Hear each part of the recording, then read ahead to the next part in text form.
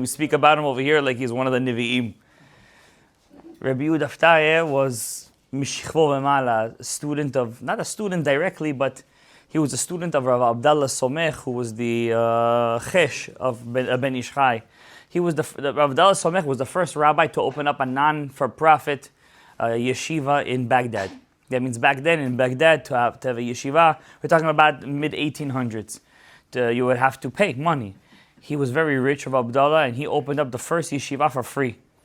And this yeshiva grew. The Ben Ish Chai was a student over there, of Shimon Agas, Rabbi Yehuda Fetaya, all the great Chachamim of Baghdad were the Talmidim over there. And the last person who he gave smicha to, when I say smicha, I'm not talking about a ktav smicha. I'm talking about he actually went to his head and said, Ani somech oto, like this is from my koach, was Rabbi Yehuda Fetaya. Rabbi Yehuda Fetaya, he has a book of visions, personal visions, things that he saw about his own root soul, other people's root soul. I'll give you guys just an example.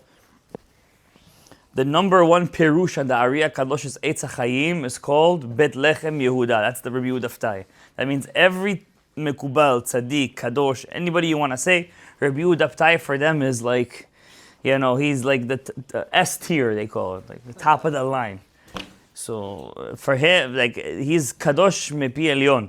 But when he had visions of, like you could almost say it was almost Nevi'ut, like Ruach HaKodesh. He saw David HaMelech, how he looked. He writes how David HaMelech looked. I could tell you. It's not how you think. He saw Moshe Rabbeinu, how he looked. He saw Avraham Avinu, how he looked. And he writes, this is the way I saw them.